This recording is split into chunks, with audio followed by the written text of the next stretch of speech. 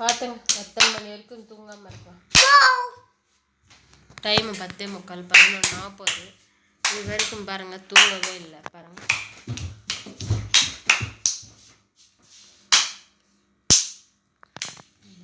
டிவியை பார்த்தீங்கன்னா அந்த பொம்மை சீரியல் பார்ப்பா. பேய் சீரியல் அதெல்லாம் ரொம்ப பிடிக்கும். அந்த பொம்மை சீரியல் பார்த்தீங்கன்னா உட்காந்துருப்பான் பாருங்க.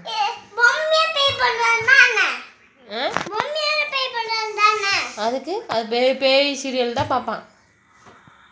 பேயாக தான் பார்க்கணும்.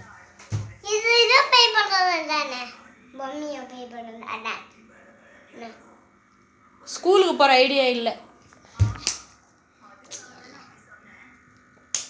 ஸ்கூலுக்கு போகிற ஐடியா இல்லை. ஆமாம், ஸ்கூலுக்கு போகாமல் வீட்டில் உட்காந்து என்ன பண்ணுவேன்?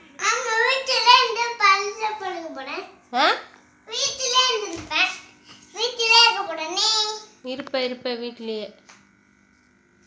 ஸ்கூலுக்கு போகலன்னா தானே வேர்க்குருங்க. அதனால தான் சட்டை கழட்டி வச்சுருங்க. ஃபுல்லாக உடம்பு ஃபுல்லாக வேர்க்குரு. ஃபுல்லாக மூஞ்சி ஒரு இடத்துல கூட இந்த ஃபுல்லாக கேப்பே இல்லை. அப்படியே மச்ச மாதிரி அப்படியே உளுந்துருச்சு. ஃபுல்லாக வேர்க்குருதான். அதான் சட்டை கழட்டி வச்சு.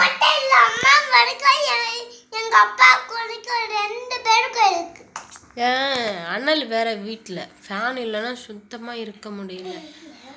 என்ன பண்ணுறதுன்னு தெரியல. வீடு தான் தேடுறோம். வீடு கிடைக்கணுன்ட்டு எல்லாரும் வேண்டிக்கங்க. எனக்காக இல்லைன்னா கூட குழந்தைக்காக வேண்டிக்கங்க. எங்கே போனாலும் செட் ஆகலைங்க. சொந்த வீடு இருக்கணும் இந்த காலத்தில். வாடகை கொடுத்துட்டு சொல்கிறதுக்கு ஒன்றுமே இல்லை. என்ன பண்ணுறதுன்னு தெரியல. ஃபுல்லாக வேர்க்குரு ரொம்ப.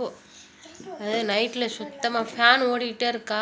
நைட்டில் சுத்தமாக குழந்தை காற்றே வரமாட்டேன். அதனால தான் கொஞ்ச நேரம் ஃபேன் ஆஃப் பண்ணுறது, அப்புறமா கொஞ்ச நேரம் ஃபேன் ஆஃப் போடுறது.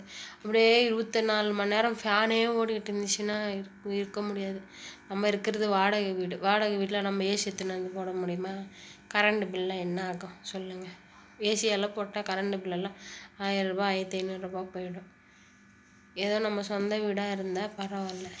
இப்போ போகிற இடத்துக்கெல்லாம் நம்ம ஏசி தூக்கிட்டு போக முடியுமா? அதனால தான் இப்போ எவ்வளோ கஷ்டமாக இருக்குது.